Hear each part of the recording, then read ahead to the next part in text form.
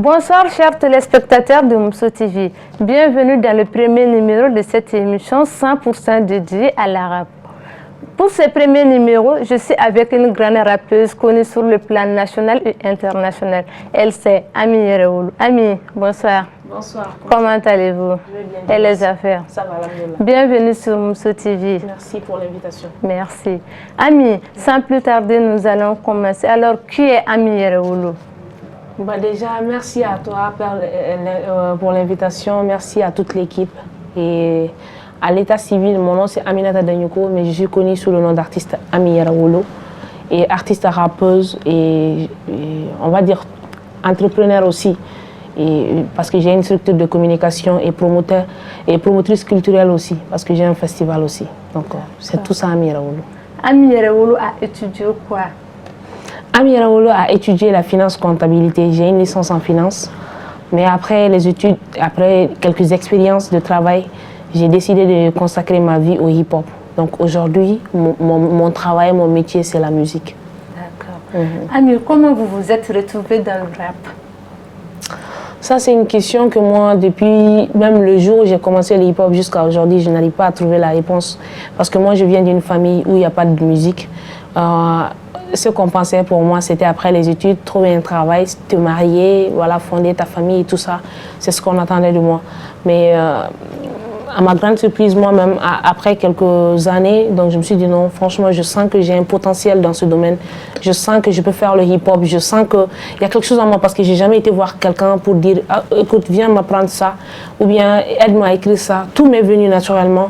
Et donc je me suis dit, ce n'est rien, il faut se consacrer à ça. Les années d'études, de toute façon, ça ne servira pas à rien parce qu'aujourd'hui, si je n'étais pas allée à l'école, je ne crois pas que forcément je serais là devant vous. Parce qu'après 10 ans de carrière en autoproduction et tout, il a fallu que moi-même j'ai quelque chose dans ma tête pour pouvoir m'aider, m'orienter et aller dans la direction que je voulais aller. D'accord. Ami, vu que le concept c'est le rap au féminin et nous sommes dans un pays où le rap au féminin n'est pas beaucoup sollicité, alors qu'est-ce que vous pouvez nous dire sur ça? Déjà, je tiens à remercier et vraiment Mousso TV pour cette initiative de prendre ce nom, le hip-hop au féminin, le rap au féminin. Et parce que je pouvais m'attendre à tout au Mali sans pouvoir une émission. Et aujourd'hui, c'est un rêve. Quand on m'a appelé pour dire qu'il y a une émission qui s'appelle Rap au féminin, je vous promets que j'ai été émue parce que je me suis dit, ah ouais, ça veut dire que moi, tout le combat que je suis en train de faire, il y a d'autres personnes aussi qui sont là, qui font le même combat. Et si on se rejoint, si on se donne la main, peut-être qu'on ira loin ensemble. Et déjà, je tiens à vous remercier pour l'initiative. Et j'espère que ce ne sera pas une émission du jour au lendemain. Et voilà, que ça va durer et que ça aidera les rappeurs surtout. D'accord. Ami, est-ce qu'au cours de votre vie professionnelle, vous avez eu à faire face à des difficultés, comme dans tout travail? Bien sûr, ma sœur, il y a eu des difficultés, il y en a partout. Et parce que moi, comme je l'ai dit, je viens d'une famille où on n'a pas forcément évolué dans la musique. Je ne m'attendais pas forcément à être artiste. Donc j'ai dû apprendre tout moi-même. Donc s'il y a tellement de difficultés, quand tu apprends tout par toi-même, de un, et que de deux, forcément, il y a le pôle financier et qu'il n'y a personne qui est là pour te soutenir, pour t'aider à améliorer. Donc, c'est compliqué. Les difficultés, ça va de partout. Depuis, tu commences dans la famille, déjà, ça ne plaît pas à tout le monde.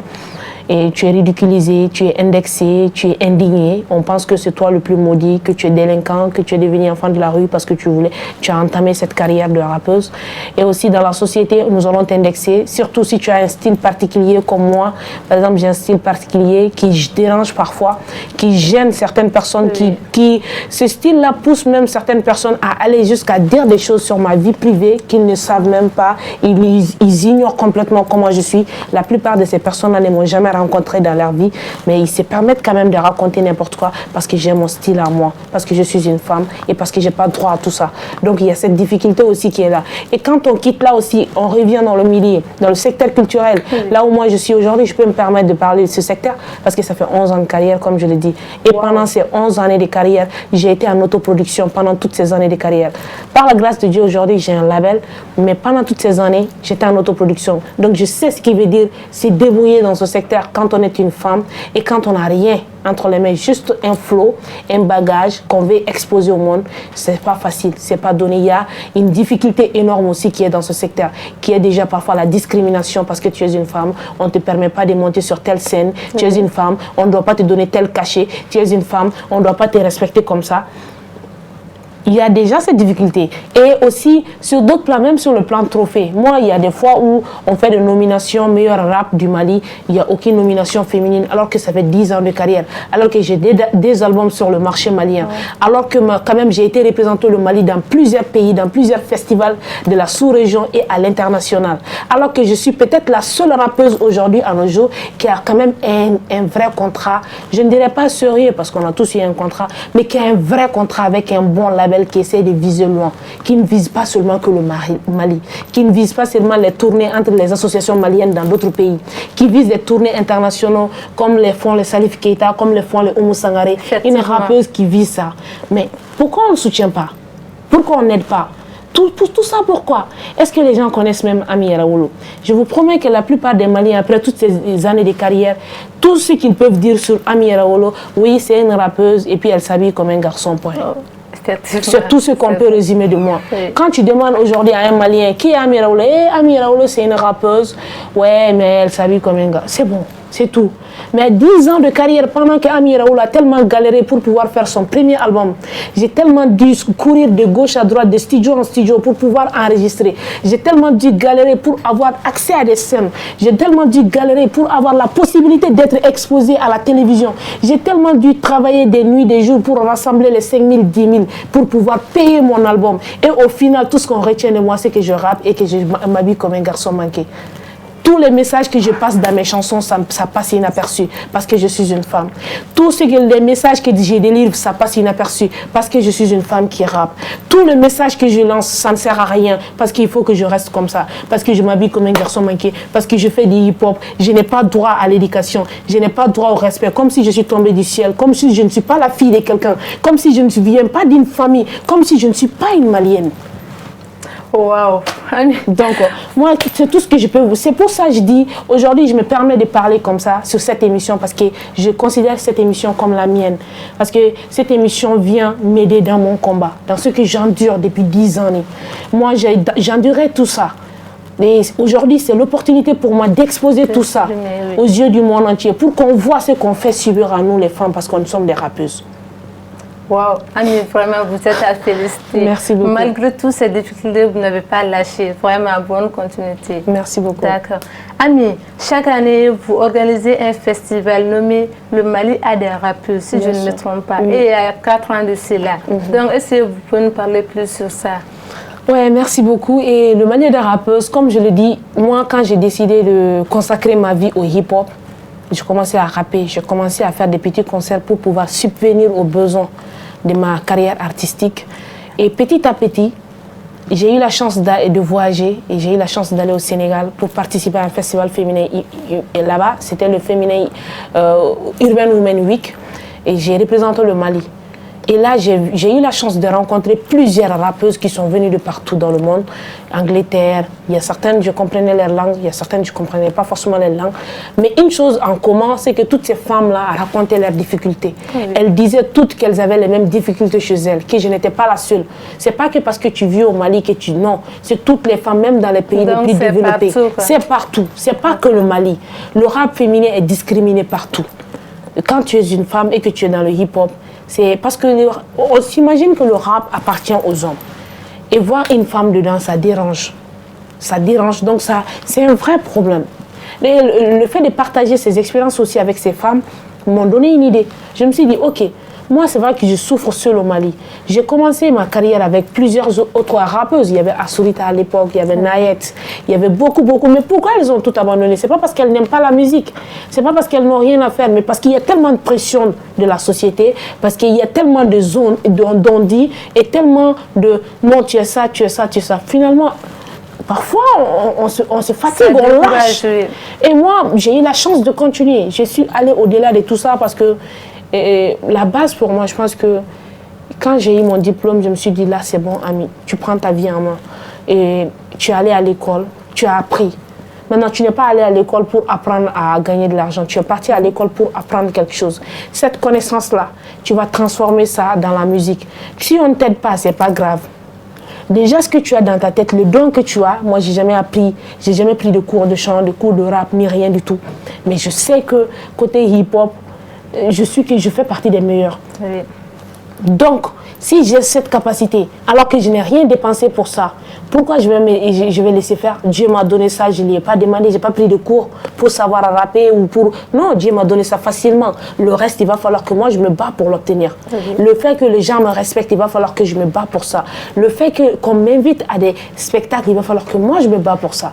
C'est pourquoi je ne juge personne. Et pour moi, les difficultés, c'est des obstacles. Et quand on te donne quelque chose qui est propre comme ça, et vraiment, pour pouvoir bénéficier du fruit de ça, il va falloir travailler. C'est juste ces chemins que moi, j'ai parcourus et que toi, tu appelleras forcément difficultés, mais moi, que j'appellerai des obstacles qui ne m'ont pas empêché quand même. D'accord. Ami, comment le festival va se dérouler? Bon, ce festival-là, il faut m'excuser, parfois, on s'emporte. Le festival, donc quand j'ai eu l'idée de créer ça, je suis venue au Mali en 2017, donc nous avons créé ce festival. Au départ, c'était juste un concours. Donc je faisais un concours et j'essayais d'accompagner la première. Je donnais des ateliers de formation, comment monter sur scène, comment écrire un bon texte. On a continué comme ça, première année, deuxième année. Et jusqu'à aujourd'hui, c'est devenu un festival qui a une semaine d'activité. Donc le festival, ça commence le lundi par une conférence de presse. Le lundi prochain? Non, le lundi 21 décembre. Pour cette 4e édition, ce sera du 21 au 26 décembre. Donc le festival même commencera le lundi 21 décembre et ça commencera par une conférence de presse. Après la conférence de presse, mardi, mercredi, jeudi, ce sera les ateliers de formation. On fera des formations sur les thèmes de cette année, en plus des formations sur comment écrire des textes. Et puis il y aura une rappeuse qui viendra de la Guinée-Conakry pour donner aussi des ateliers de formation. Le vendredi, ce sera le grand concours.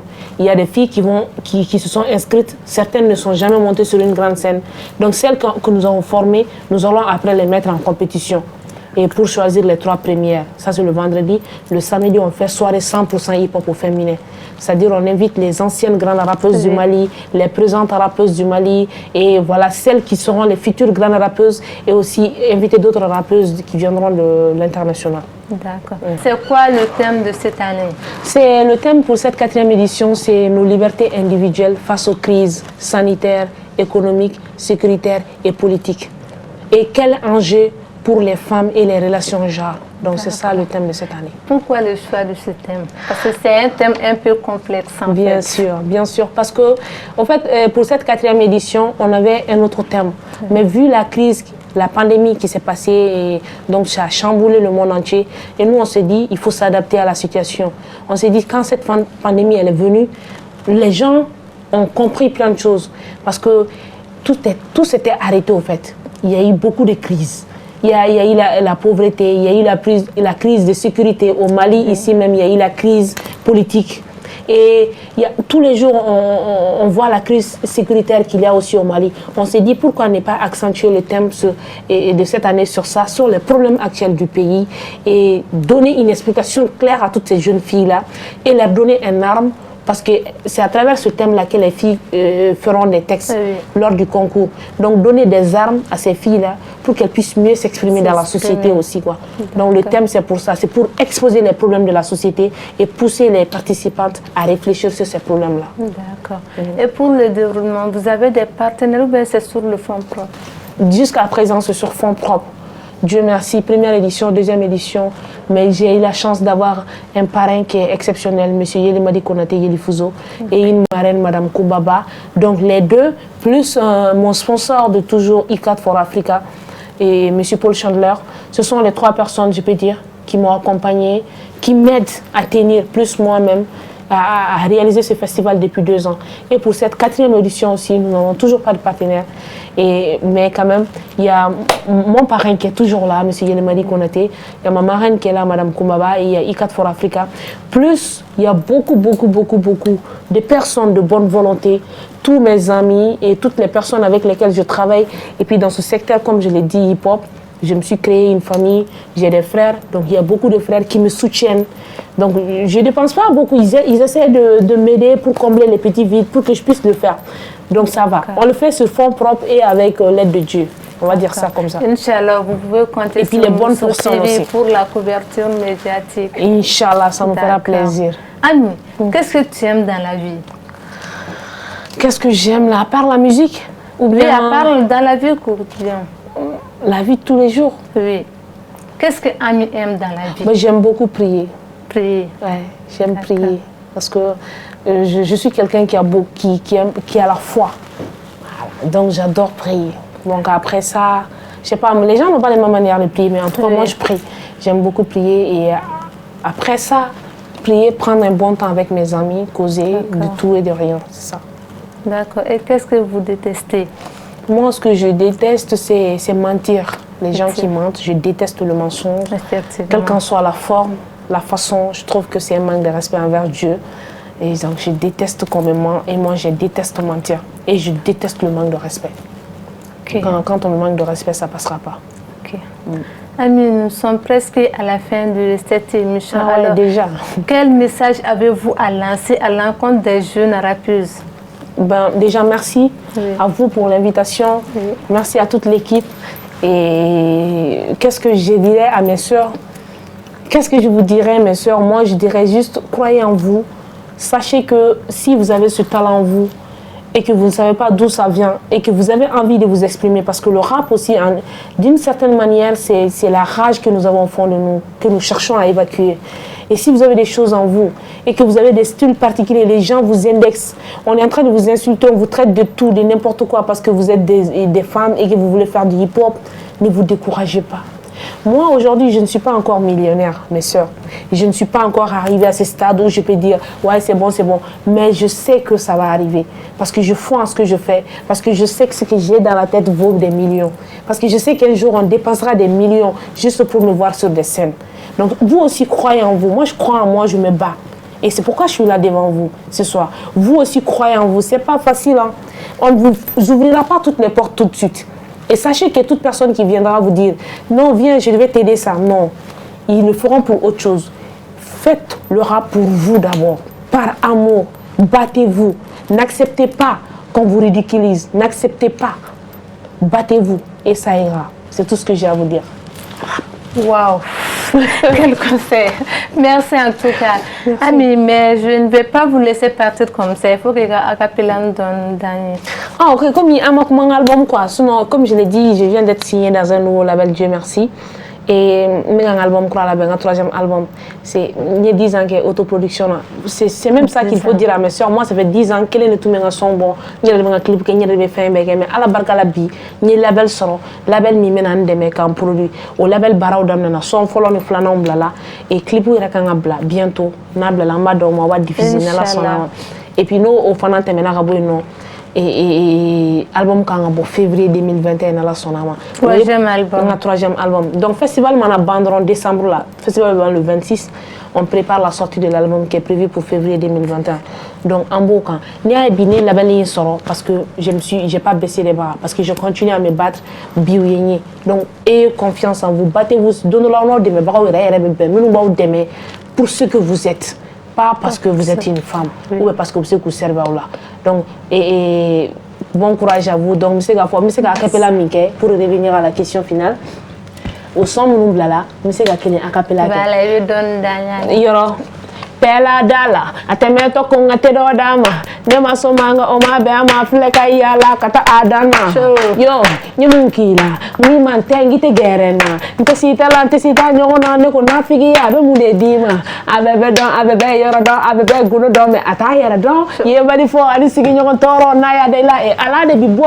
Est-ce que chibela, est-ce que neta do besema, est-ce que ndeli la kasima woneta ka changi ka do wala farana e oh anti anga boluto boro kono angu sokare kono guno fo beko kabi do beko kikala banchi beko keba fo itono fo kanusa ani furu sabaka kana anta fo sino dibila chaume jine de la bo yo laisse tararara je gère wow tap la Waouh, félicitations, c'est très bien. Merci beaucoup. D'accord.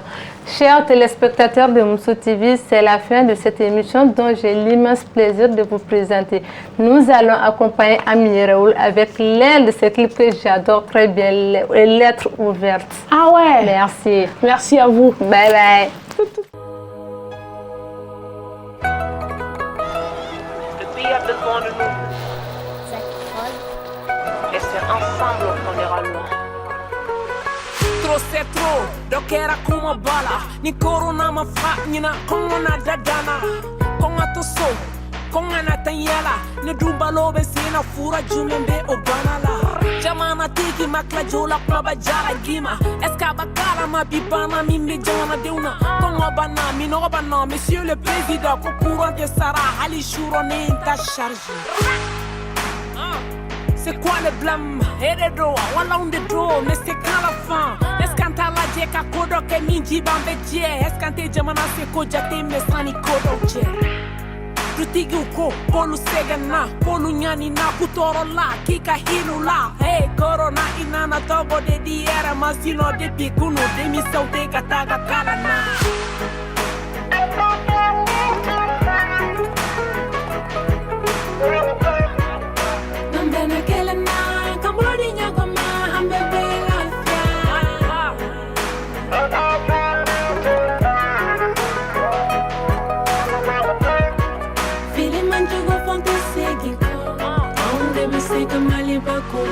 Ede ye famai, me aunde votera halna soro ye chama san chama ora kumba kandala. On kwambiko, ikera beka masake, demokrasi ye fwa ode ye beje fangai.